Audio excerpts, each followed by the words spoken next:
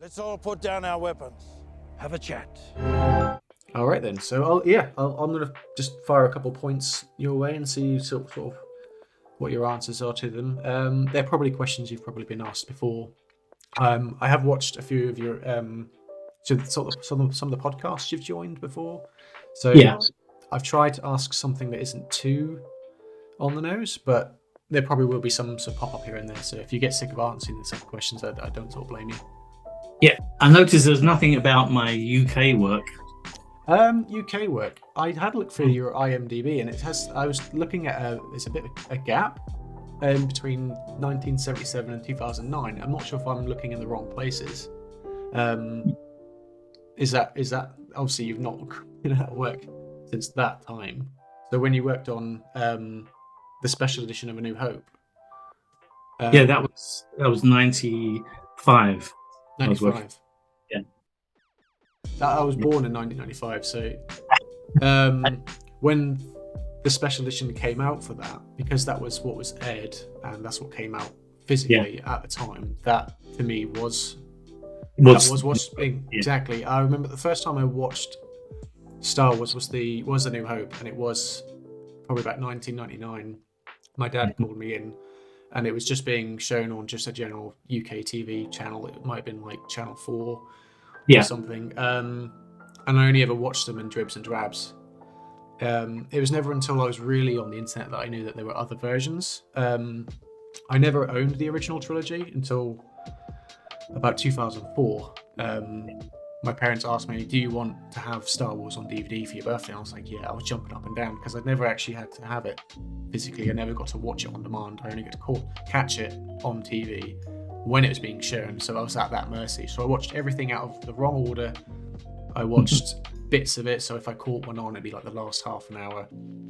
I wouldn't know which in order they were in. But as soon as I got that set, I watched them back to back, one night. Over and over for at least the first week, over and over and over and over, and it was great. It was like I rediscovered Star Wars again, because I did watch The Phantom Menace when that came out in 1999, but I watched it on video or VHS when that released, and then I watched the dribs and drabs of the original trilogy, and then it was just kind of like a little bit of a gap between sort of 2002 and 4. Mm-hmm. But when I watched the trilogy properly for the first time, the people I was speaking to afterwards, they were like, "Yes, that's Star Wars. That's as it should be." Yeah.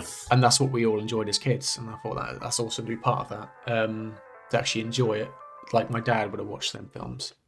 Yeah. It wasn't until the mid 2010s that I found out there were changes made to them, and then you fall into that sort of rabbit hole of this was changed here, this was changed here, this was changed there. But to me, it's not like something I worry about or even overly think, because to me, that's what I started with.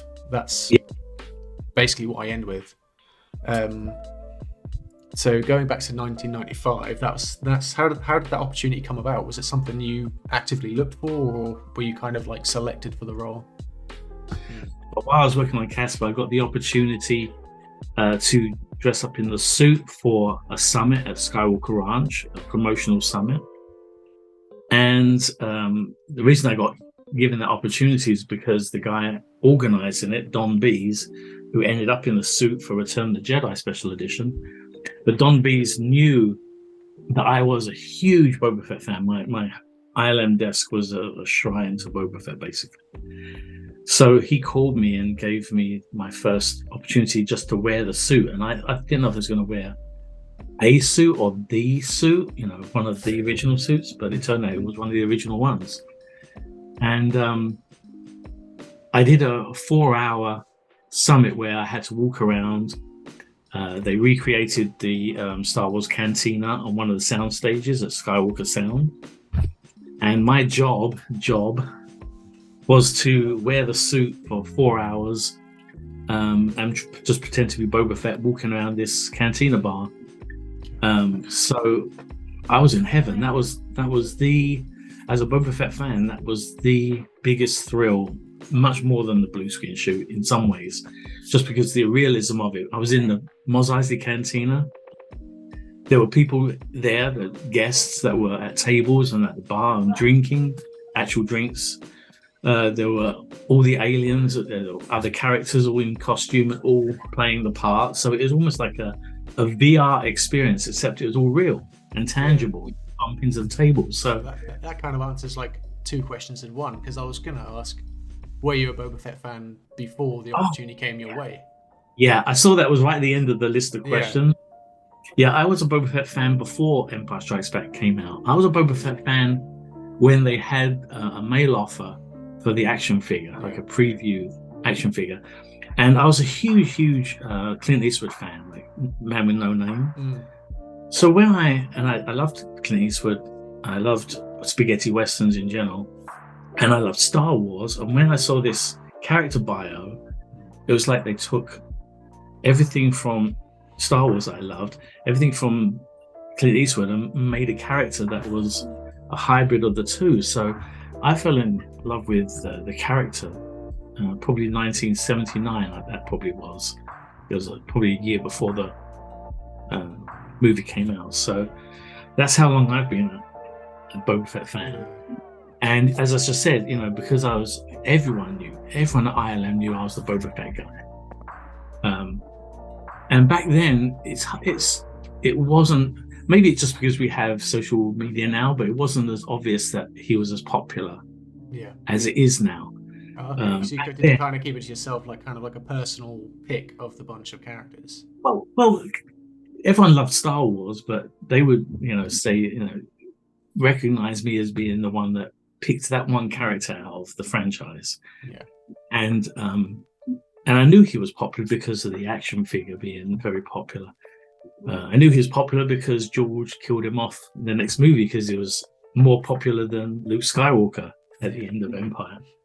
So I knew he was popular, but it isn't like now with social media where everyone has a voice and everyone, announces everything that they love. And so it's a big Boba Fett following. So, yeah, I've been a fan since 1979.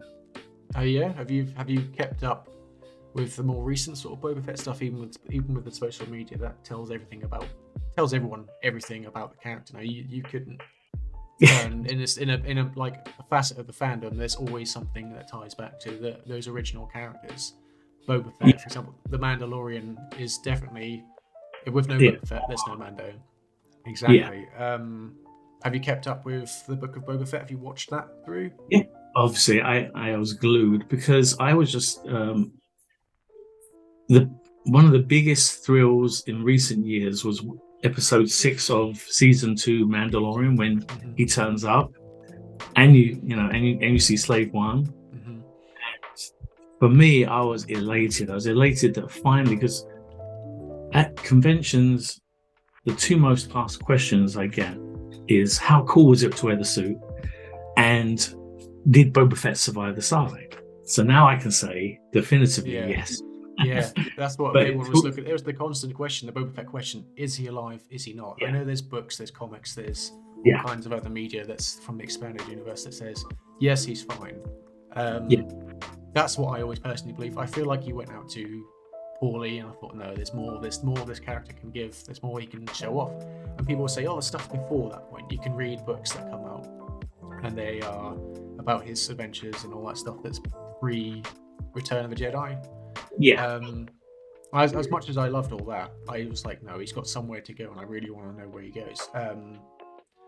But saying that, I'm going to ask another one of your questions. But saying that, I was hoping personally that when they announced the book of suggested to me at least that they were going to have this collection of stories of all his exploits that had contributed to his infamous, notoriety. So I was hoping an anthology type sort of thing.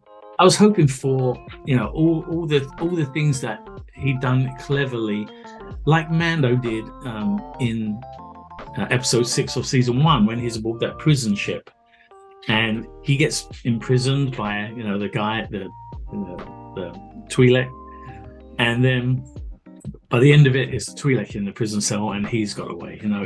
He shows he's always thinking on his feet. He's kind of James Bond in that he uses wits as much as gadgets. So I was hoping that the Book of Boba Fett would be that, to be honest. And I was it was a slow burn for me to accept the Book of Boba Fett, only because he went in one body type and he comes out a different body type.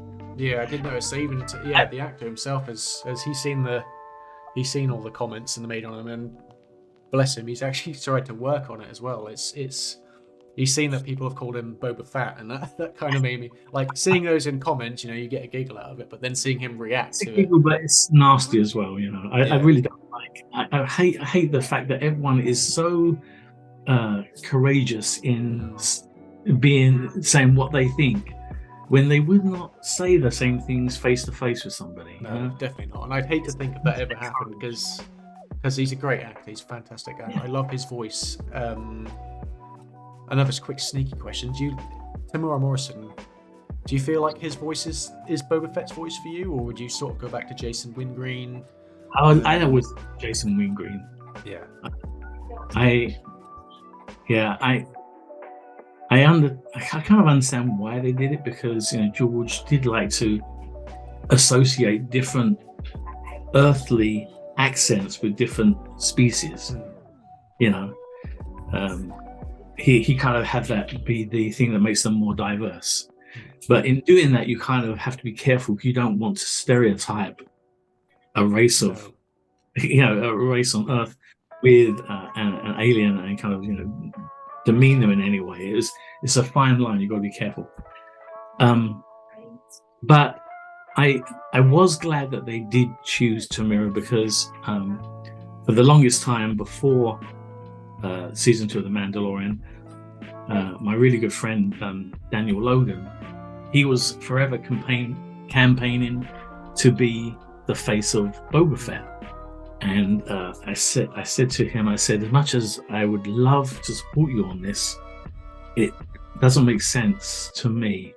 If you played the son of Boba Fett, then yes, you could be the mature adult face of Boba Fett. But because you're a clone of Jango, it has to be Temuera, because it has to be an identical clone. It can't be that kind of semblance of like a father son. They look. You're the son, because it can't be that. It has to be his exact face. So I'm so glad that they did choose Temuera, and he brings a lot to the character. I mean, that, as I said, that episode 6 of season 2, when he shows he's as much adept without his blasters and with a gaffi stick as he is, with a blaster, and he's as much adept up close and personal as he is being very range, long range and very clean. As I said, at the end of episode 6 of season 2, I was elated that Boba Fett was back. And then I wish they had done something a bit different for Book of Boba Fett. But I must say that I was happy when they wrapped it up, because episode 3, when they had the mods, I was praying for something to go right. And then episode 4 was amazing. That was the slave one. But I must say, though, that it gets a bad rap, because a lot of people, they did only ever watch it week to week. Mm-hmm. And if you ever watch it as a marathon, watch it straight through, it is way better. Because you don't have to, for example, you don't have that wait. You don't feel like you've been robbed of your time. If you watch it week to week, say it came out I think it was every Wednesday, you watch an episode, and if you didn't like that particular episode, you've got a whole week to sort of sit and stew with it and talk about how you can overthink it, or you might overly criticize it, because your time has been taken and you feel like, I need to know what happens next because that episode wasn't great. But watching it back to back, you can go, okay, that one didn't really sit well with me, but I have something immediately to sort of perhaps fix that, or go straight into not sort of dwell on it. I'll give you an example. There was a week, I think it was the 5th episode, when Boba Fett wasn't even in it. Yeah. And everyone was complaining, and I was actually a bit upset. I was like, the Book of Boba Fett, where's Boba Fett, you know? Yeah. But when you watch it straight through, it cuts to Mando, he makes his way to Boba, and it carries on. But just having a week where you didn't see Boba Fett, and they had sort of isolated piece of story, kind of jarred with a lot of people. And I found it very difficult when they were jumping chronologically. I wish they'd done it chronologically and just started with him with the Tuscans. I wish they spent more time with the Tuscans, like maybe 4 episodes just with the Tuscans. Really, I felt kind of like rushed. Like, he's become accepted really fast, you know, straight away. You know? I definitely feel like it could have been like at least an episode extra, 1 or 2, because he goes straight from being he's a slave, he's a captured slave, he's working for them, and he shows them he shows the promise to them because he's good at combat, and he does sort of start understanding their ways quite quick. But for full-on acceptance and part of the tribe. I mean, I love the whole ceremony scene where he's getting robed. That brings a lot of really interesting context to Tusken Raiders in terms of a mainstream media format. I mean, most people see Tuskens as they are in between the films. I think you would have had to probably read perhaps one of the books, or play Knights of the Old Republic, which is. Have you played that one? I've got it. I haven't finished it. I've never finished it. I'm hoping they do a remastered version. Yeah, they are planning to. Hopefully, that's a remastered. Then go back to that. Yeah. Oh, I still have it, the disc.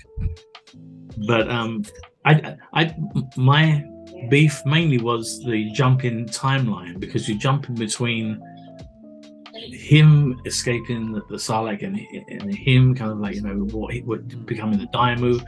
But we're also we're trying to fit this to, okay, this fits in with all the stuff we've just seen in Mandalorian 2 seasons, and this fits in with the original trilogy, and we were jumping around and trying to jump timelines, and it was like, I wish they'd made it a bit more simpler and just done it chronologically, and really kind of showed his, we were experiencing his adventure or his rise back to becoming Boba Fett with him, and not kept skipping between him being a Daimyo. I was like, I wanted to see Boba Fett do what Mando had done and show why he's the badass bounty hunter, but he didn't do one bounty hunt, not one. No, he's kind of resigned from that completely.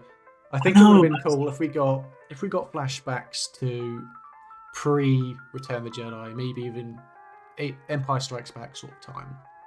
Give us the old suit back in the flashbacks, because we saw little bit of it when he climbs out of the Sarlacc. I'm studying like a hawk. I'm like, what have they done? What have they kept the same? Because when he changes from ESB to Return of the Jedi, he's got like different colored gauntlets, different jetpack, different colored flight suit, all these details. Because I've got an Empire Strikes Back costume myself, you have to get hung up on the details, because there's so many things you can get right, so many things you can also get wrong. It's something, as I was building the costume, I started a bit naively.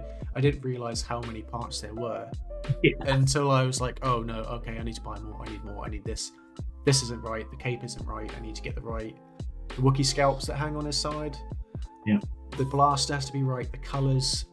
There's so many facets of the costume that if you're not going to take it on seriously, you can make a total mess of it and just have a totally random bits here and there. So because I'd had a year of developing the costume for myself to wear at conventions and whatnot, when I saw that hand come out of the sand, I was looking up and down. What's here? What's there?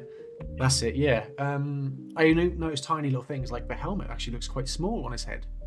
And I know that they changed the scaling of the helmets quite a lot. Like you've got, which is another weird thing. Going back to the Book of Boba Fett, it shows flashbacks to that end credit scene of The Mandalorian season 2 when he throws Bib Fortuna off the throne and sits on it as his. It shows a flashback to that scene within seconds of seeing the new Book of Boba Fett costume. And I thought that's such an interesting way to do it, because you're basically highlighting how different the costumes are with not an actual super explained why as to why he changes. We understand he changes from it's episode 6, I think it was, of season 2 of Mandalorian. He's got his Sarlacc eaten, destroyed armor, and it's all. Which is my favourite look of that silvered look. I would love. I kind of wish they kept it because it I was wish that sexy. scene. It was. It had me. I actually stood up to watch it because I was so intent on watching Boba Fett absolutely destroy these stormtroopers. I was thinking Boba Fett is back, and I sort of looked at my partner at the time and I said, "This character is coming back, and everyone is going to be Boba Fett mad." I can see it happening. It's kind of a good resurgence. So it's been good since that point, but I don't think we've topped that one scene. It was so good, and he was so good with all of his weapons. He made use of everything he's got. He's got his knee rockets. People didn't even know he had them. So when I was putting my costume together, I've ordered like metal pieces to go in there, and some people I know, they said, "Oh, what are they actually for?" I'm like, "He fires these." And they were quite surprised. They're like, "Oh, I just thought they were there for decorative." No, he does. These fire. And then it happened. It was like, oh, yes, he's used them. He's great with the hand blaster. He just guns them down. He makes use of the gaffy stick, which is great. So he's really a man of his tools, and he's covered in them head to toe. If you look at the original Boba Fett, he's got a wrist rocket. He's got a flamethrower. He's got a rocket on his jetpack. In the space of probably about 2-3 minutes, he uses almost everything. Yeah, that's what I'm saying. That was the highlight for me. Kind of, it outshines the Book of Boba Fett. That one episode. As I said, at that point, I was elated. I kind of grew a bit more disappointed after that because he repaints his suit, and I thought he'd have a much more of a. He wouldn't just be the guy that in the last episode. I wish he'd played more of a role that actually going aboard Moff Gideon's ship and helping a bit more. I wish, but I'm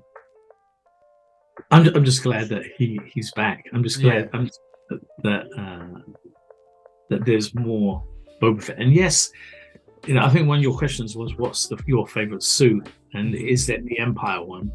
But in the original trilogy, I never noticed when I saw Return of the Jedi. I never even. It took years and years and years, like decades, for me to actually figure out. Oh, suits are different colors. I didn't see it. And the action until making my costume that I did notice massive differences. I could see at face value. I was like, gauntlets are green, gauntlets are red. But you've grown up in a different era to me. You've grown up in an era where everything is much more on hand.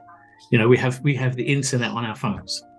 We can pull up images, in seconds. Back then, you had to find a magazine, buy the magazine, cut that image out, or collect those images. It was very hard to have any reference. Even when I started at ILM, I bought myself a model kit of Boba Fett. It's actually there's an acrylic box up there, but I didn't have any reference pics, so that's why when I went to the archives the first time, which is off limits, I actually got to see the archives very early on when I worked at ILM. And what I did there is just take, this is with old cameras, you had to get the film developed, but take pictures and pictures and pictures of all the costume. But it was the costume I ended up wearing. So it was kind of a ROJ, ESB kind of hybrid mix. Mainly ROJ though. But you've grown up in this privileged kind of time where everything is accessible, either moving images or still images, or definitions. I can, oh, what does that mean? Look up on my phone the definition of some word, and it's instant. Back then, you really kind of just had what you could get your eyes on, basically. It was very hard to see enough images that you would see the differences in the suits, so in some ways you're very lucky to have grown up. I think you said you were born 1995. Yeah, so I'm spoiled for resources. There are dedicated websites to make sure you get every Yeah. detail correct. You've got the dented Got helmet, which is books, a great. got books on the suit. Yeah. You've got the 501st have a costume library, which lets you just look through everything, and it's down to the measurements, it's down to the color types, everything. You can get like exact paint colors and where things sit on armor, and like down to centimeters. It's such a good resource, and it was something I always had on my phone, looking back and forth. Have I got this right? Have I got this right? And then I felt this is actually such a privilege that this is such a good resource, because I saw that story of that young girl who made an X-Wing costume in 1978, I think, or 77. She'd watched A New Hope, and she would go back to watch it over and over again. She'd take notes. She'd do little sketches in the cinema, just so she can, when she gets home, she's got enough to make a costume. And that's fantastic. That is dedication. Just watching it over and over and just looking at the source material. You don't have websites. You don't have libraries of information and photographs. So you are lucky and privileged, but then I feel I'm lucky and privileged because I'm glad I lived through that crazy period, 1977 to 1983. Just it was just an amazing part of my life, and it just fell in the right age. New Hope, or Star Wars as it was called back then, came out when I was 11. And so I was like the perfect age to see and become a fan. So I wouldn't trade that in, but today, I mean, you have every detail available online if you care to look for it, you know. But when I went to try on, when I told you I got the opportunity to wear the suit for the summit, and when he asked me, I was like, yes, I'd love to do it. He goes, don't build your hopes up, because if you don't fit the underlying flight suit that fits Jeremy Bullock, if you aren't the right proportions for the flight suit, we're going to have to find you a different character. So that's the most worry. I went along the very next lunchtime, and I put the flight suit on, and it literally was kind of like the glass slipper Cinderella moment for me. And then they said, well, while you're here, we want to try and make sure we have all the pieces, because Boba Fett has more separate pieces to his costume, which is something you mentioned earlier as well. He has more separate pieces than even like Darth Vader or Stormtroopers. And so they kitted me all out, and I feel like Iron Man. They kind of just slapped everything on me. And the first pictures I ever got, some Polaroids of me front, back, side, wearing the suit. But so I did this summit. This is going back to the original question. I did the summit. It was such a success, and I guess they liked what I did because they asked me to be Boba Fett again for another summit. And these were both in summer of 1994. And so December of 1994 is when George decided he wanted to go ahead and add Boba Fett into this original 1976 footage using a blue screen. And so when he made that request, Don Bees was like, there's a guy I know who fits the suit.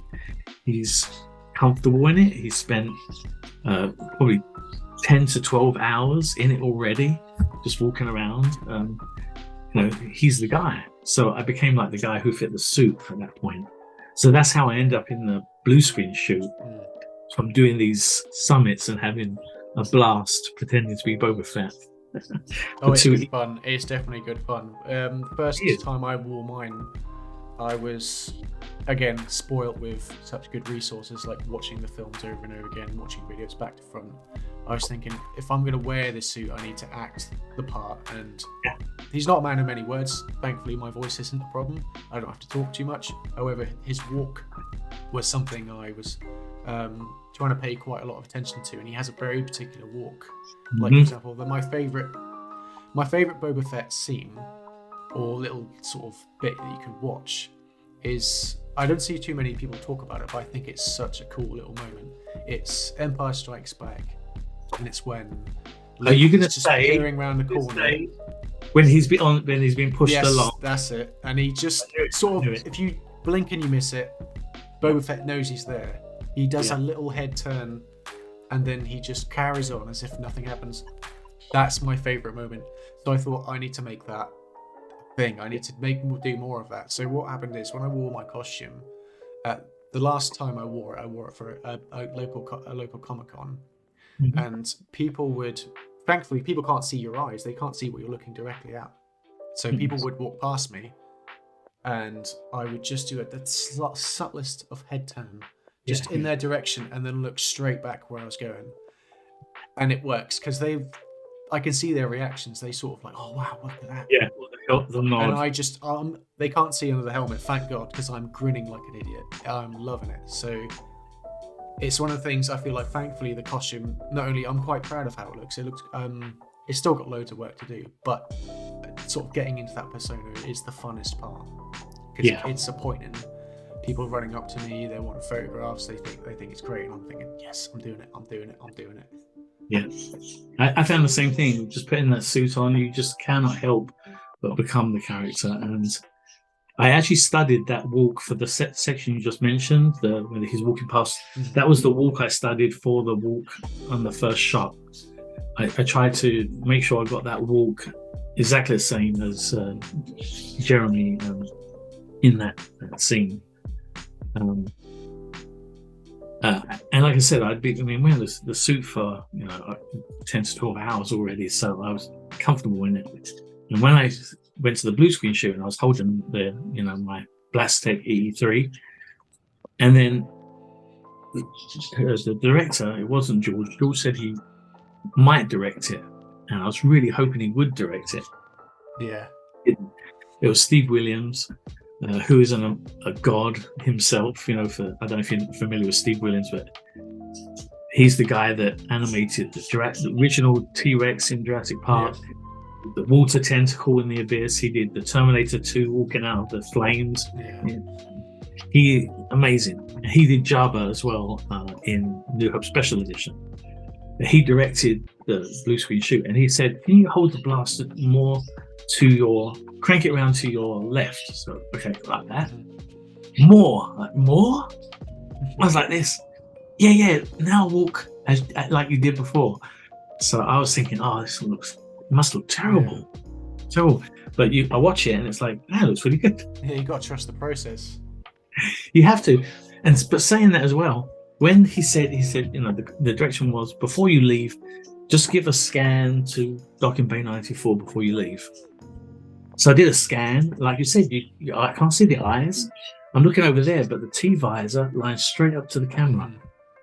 And when I saw I didn't get to see it until I finished, and they kind of showed me roughly on the monitor because they had like a fader where they could fade between the blue screen and key out the blue and the original footage. So they kind of showed me kind of ghostly in the plate, and it looks like I'm mugging the camera. But George apparently loved the fact that only Boba Fett could get away with mugging the camera.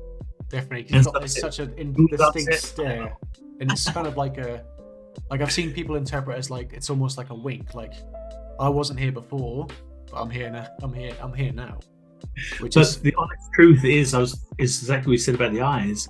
If you see my eyes, I was like, like that. I'm back. Yeah, I kind of like think back to like 1989's Batman. He has to turn with his head because his head doesn't turn. Yeah. So I'm thinking, my eyesight needs to be, if I want someone to know where I'm looking, I kind of need to point my head that direction. Otherwise, I could be looking left and right, which I do use to my advantage because I get people walking past me, and I'm watching them with my eyes, but not with my head, so they don't know I'm looking at them. But as I said, it's watching people's reactions, so you can use it to your benefit. That narrow vision, massive problem with those. You can't see much at all. No, but this thing that saved me was the vertical window. Like if it didn't have that vertical window, I would never be able to see my start positions or my stop positions.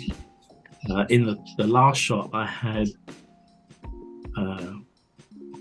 like a start position and an end position, but if I hadn't got that window to look down, it would have been impossible. It is, like I said, it is challenging.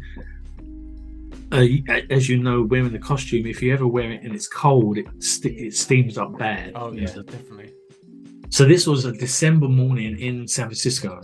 San Francisco is very much like England in that in the early morning and the evening, it's very cold, just like England. And it's only in the afternoon it kind of warms up. And I kind of loved that. The first 2 years I lived in the States, I lived in San Francisco, working for ILM, obviously. But I loved the climate just for that. But on this blue screen shoot, it was problematic because it kept fogging up the visor. So the afternoon shoot was a bit easier than the morning.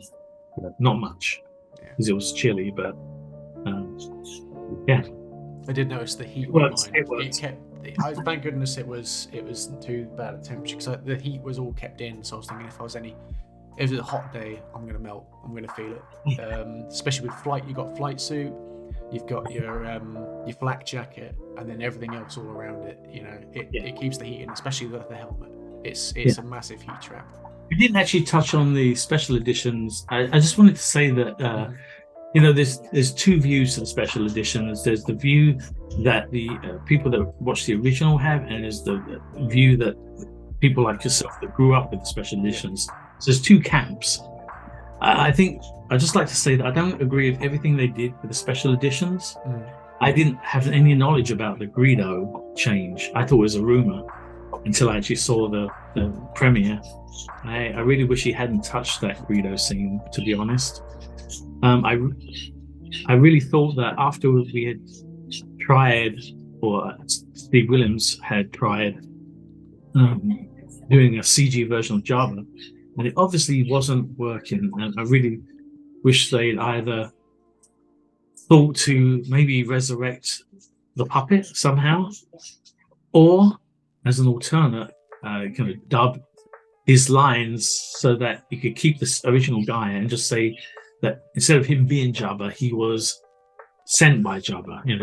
Gets to dub over, easy to do. ADR it that he was sent by Jabba, so you wouldn't have to change him. Yeah, that would have been a sort of more interesting way to take it, actually, because then you skip the whole task of having to recreate Jabba in CG. You don't have to worry about getting the suit, and you've dropped in another character that people might want to look more into. He's got more people working for him than you think. He's a big crime lord. He's going to have a whole bunch of people. Greedo was obviously just a bounty on a hide, but this person, who was I think played by what's his name, Declan Holland, I think his name was, and he could have been his kind of his henchman. One of his lackeys that's been sent in clean up the task for him. And I think if they'd done that and had, Boba Fett being in the shot as well, those two things would have been amazing. So, but I do feel like George made a mistake in pretending that the originals didn't exist.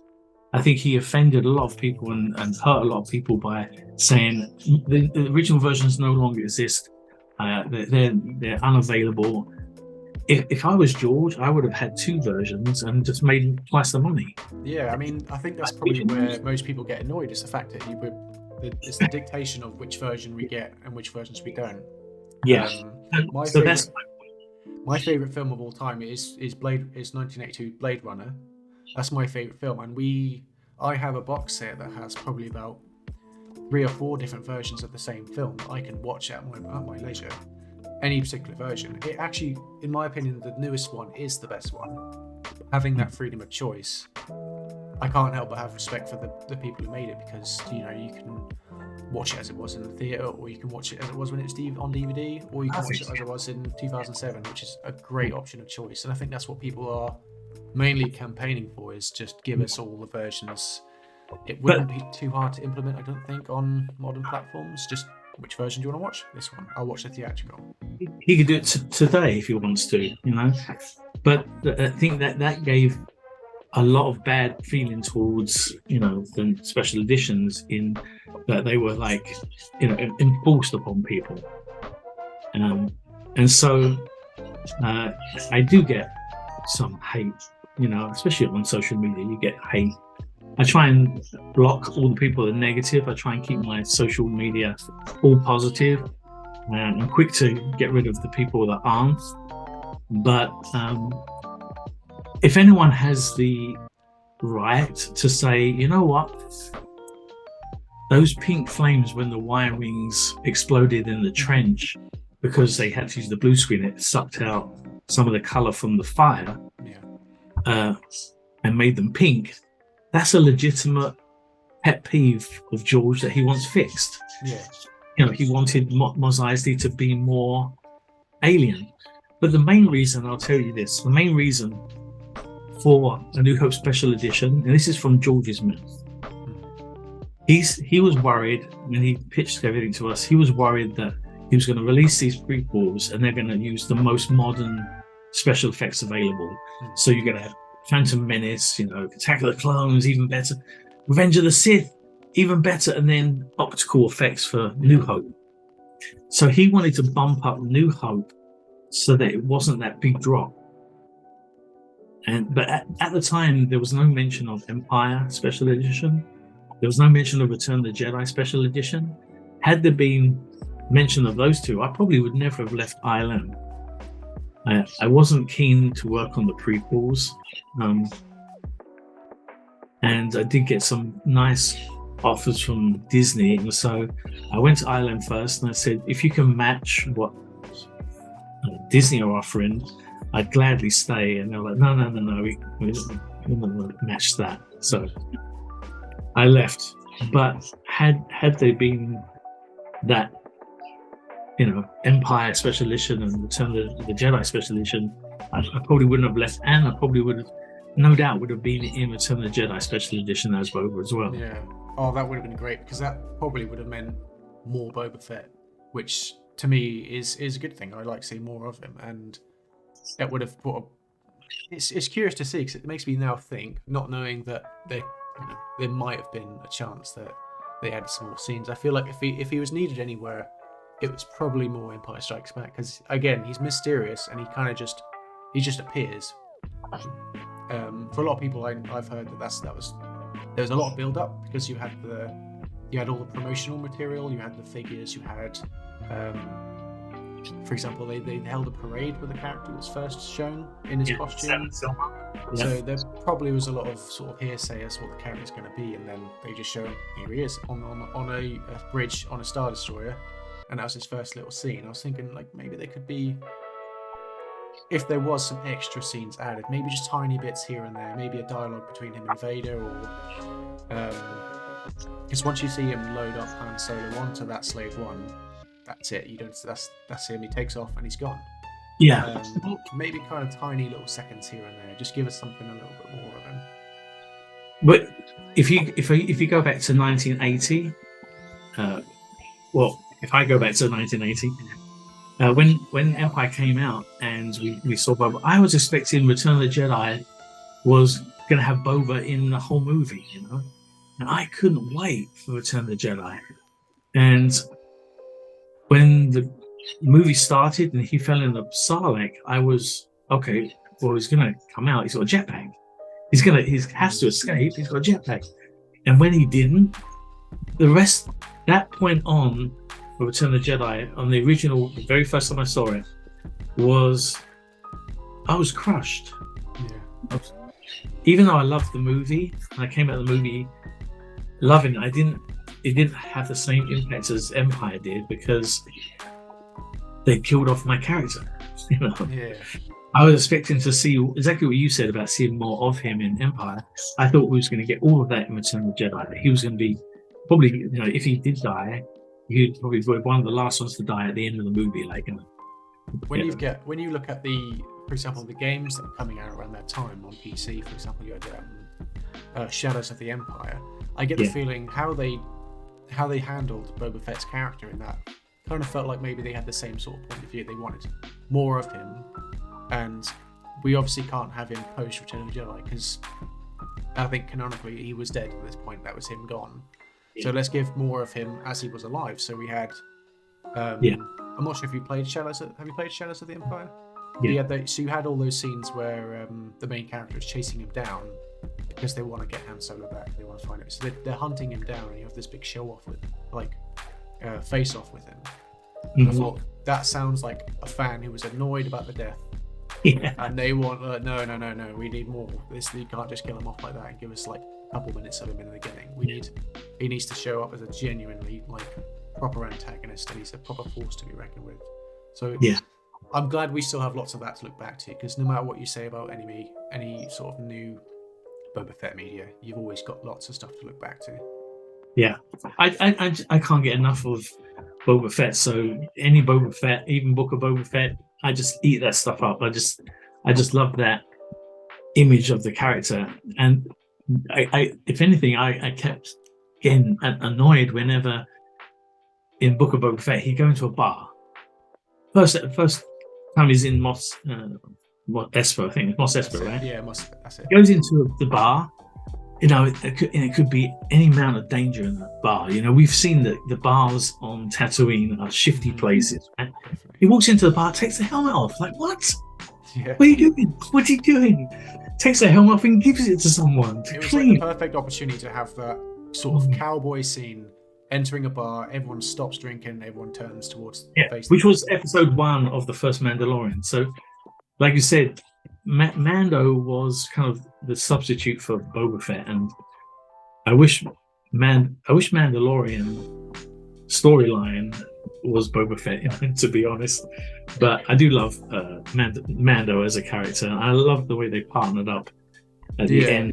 It's not something I anticipated, because when someone told me that season 2 is going to have Boba Fett, I thought, okay, that's really cool, because I kind of thought he'd come in as a villain. I thought there'd be a Mando versus Boba Fett. Like, they're both, you could argue, I mean, the whole Mandalorian status of Boba Fett is something that people argue about, but I still think if they brought him back, last time we saw him, he was a villain.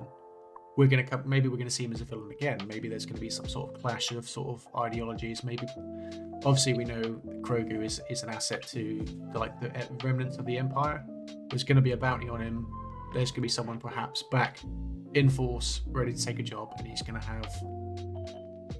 want to take Grogu from Mando. I thought that's where it would have gone. Mm-hmm. So the fact that he comes in almost, I mean, he has this couple minutes of you're not quite sure where he's at with Mando, because they have that little standoff where he threatens to. Well, I'm not sure. He threatens to. I'm not sure if he was ready to pull it off. But I don't want your armor. I want my armor.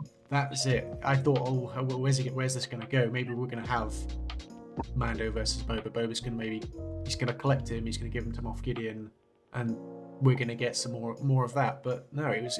I mean, it worked out really well, because the team up is great. When they're both on scene, like in scene together, it works really well. Like the finale of the Book of Boba Fett, when they're actually gunning down like the Pike soldiers in the street, that was almost back to episode 6 of season 2, when we're having a really great action scene. Mm-hmm. Yeah, the last episode pulled everything together enough for me that I kind of I was just glad it wrapped up well. And plus, like I said, I told you already that I was a huge spaghetti western fan, so I always thought that if they were going to do the Mandalorian or show anything to do with the Mandalorian as a race, or sorry, as a they're not really a race, are they? They're it's a creed, that they would kind of have that feel of spaghetti western, and so it did have that feel, the Book of Boba Fett. So for that, I'm thankful. But like I said, I really was hoping, if I was going to be completely transparent, I was really hoping for all of the stories that contributed to his mythos, and maybe see the first time he encounters Dengar, and they're not friends. And they're both competing for the same bounty, and then they form a friendship. Something. I was hoping to see all of those all the characters, all the other bounty hunters. That was my dream. Yeah. Still my dream. I still want them to make a Boba Fett. It's definitely loads of other people's dreams, because you can tell, because when you watch all the fan the fan films people make, they include these legacy characters. They've got Bosk and Dengar, There was one, I think, No Disintegrations on YouTube was a fun watch because it brought in these characters again, and it's made out of pure passion because you can see what people want to see. If they're not getting it for an official means, someone's going to try and make it, which is great. I love seeing that. It is. Yeah. It looks like good fun to make, and it's good fun to watch. Mm-hmm. Yeah, as I said, it's kind of a mixed feelings with the Book of Boba Fett. I'm glad it happened. I'm glad we have more Boba Fett. I'm glad we got to see the inside of Slave One. There's a whole bunch of things in there that are good. But I was expecting something different, and I still am hopeful that we'll get that at some stage. Yeah, definitely. Seeing more Slave One is always a great thing. Or, I mean, this Boba Fett starship, as we're supposed to call it, but no, it's still the Slave One to me. I remember seeing the headline saying Disney are now planning to change the name of the ship. I was thinking, oh, that's rubbish. That's whatever. I'm thinking it'll just be some Wikipedia entry that will just be changed. But no, I worked in a toy shop at the time, and they just launched the Lego.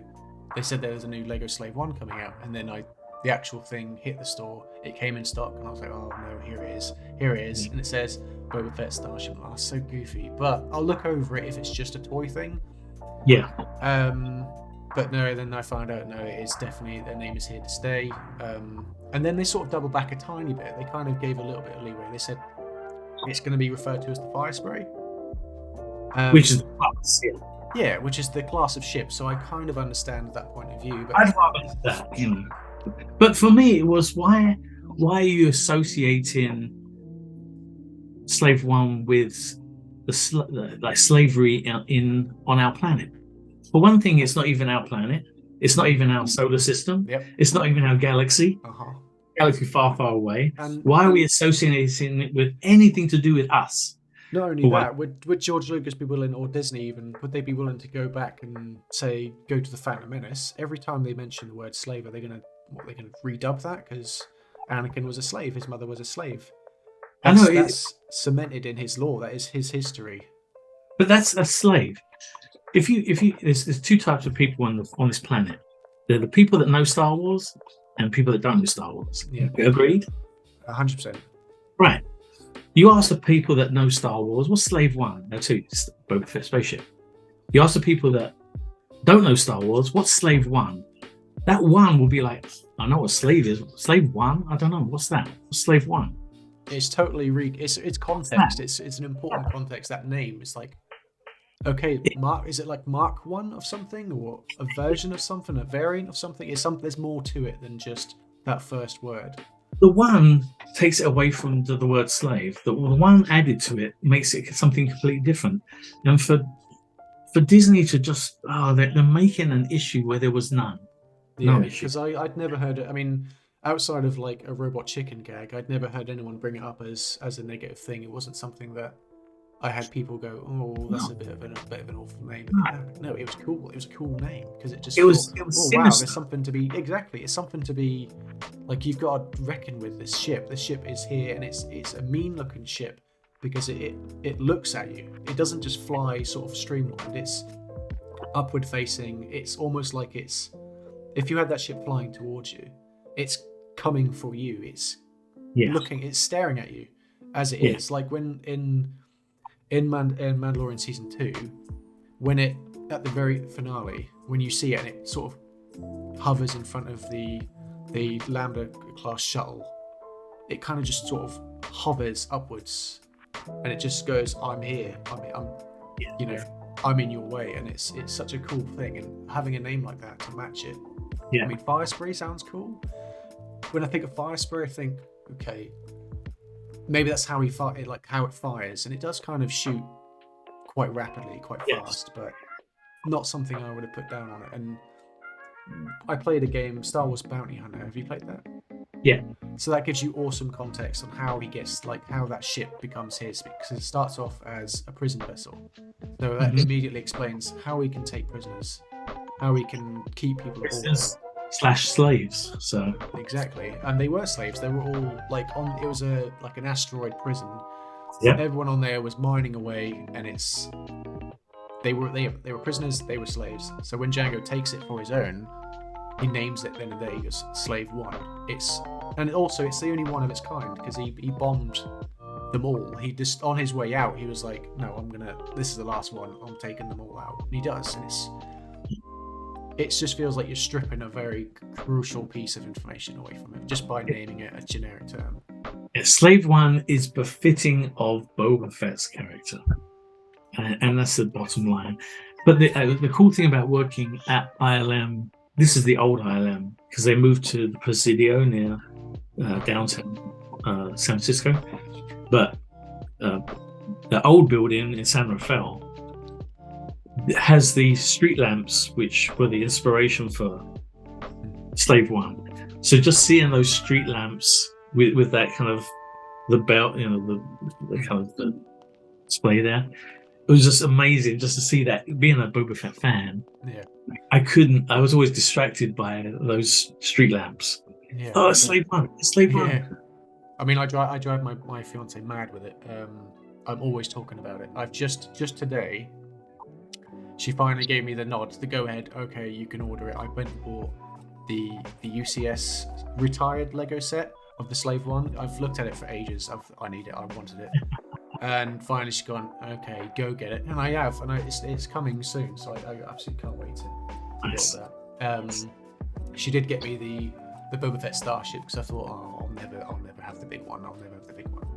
So she got me the Boba Fett Starship, and it's just on my desk, right in front of me. It's a nice looking little set, but to have the big one is going to be quite cool. That's going to be a centerpiece, and it's going to have Slave One on it. It's going to have a little plaque that comes with it that says, "There we go. There's the name. It's there. It's not been scrubbed. I'm not gonna forget that. That's what it's called." Well, I don't know if you know this or not, but I was in Newsweek and Hollywood Reporter. They featured articles about me denouncing the name. I don't know if you know or aware of that. No, I hadn't seen that. Yeah, I thought Disney were coming after me because, of course, think about it. They put me down as infuriated. I wasn't infuriated. I was just frustrated. Yeah. Frustrated that they were making an issue or something, but it was on it was in Newsweek, it was everywhere. All my social media bumped up because of it. But that name is forever going to be something that we're never going to recover from, because they've made it. They've done it now. They've made it an issue. Yeah. It wasn't one before, like we said. But from now on, it's forever going to be an issue. Thanks to I think Disney. its problem lies with the merchandising and the toys, because they would have put a name on it. They could have sort of secretly under the table said, "All right, we're gonna sort of stop referring to it as the Slave One. We're gonna do it quietly. We're gonna do it in ways that are sneaky. Maybe people wouldn't even pick up on it." Yeah, don't So announce. From now on, It was too much of a statement. That's the problem. It was too much of a, "This is what we're doing. You're gonna have to deal with it." And I think people didn't like that attitude. Whereas in the Book of Boba Fett, when you first hear it get referred to as a fire spray, well, that could have been a subtle little way of doing it, but without telling people that's what we're doing, because he refers to it by its class. He says, I don't know, I need to reclaim my fire spray. which makes sense. Oh, someone who said, "Oh right, yeah, that's a type of ship. I know that one. That's something I know." He didn't necessarily have to say, "I need to go get the Slave One," because he might not necessarily refer to his ship by its name all the time. He might say, "No, my ship," or "my starship," or "my fire spray." He might not always say it's Slave One. Yeah, you should have just said "my ship" and it would have been done with it, and it wouldn't have made any issues. I think its problem would have came to things like when you look at a box of Lego, it's going to say its number and then it's going to say its name, and I think, that's probably where they probably got the shapes for. No, we definitely need to say what it is now, because otherwise, if we put Slave One here and Boba Fett Starship there, we're going to have inconsistencies, and people are going to start asking us, "What is it? What's it called? What are you calling it?" Yeah, I agree. If I get another opportunity to ask you about this, lots of stuff to go through, I bet. There's loads in. We're on that time again. It's I've got less than a minute to sign Okay. off, but thanks again for coming on. Honestly, it's been brilliant. It's fantastic, and I'll definitely be looking through more of the work and everything if I do get another chance to have a chat with you. But thanks again, and hope you enjoy the rest of your Saturday. Thank you. Have a good one. Cheers, bye.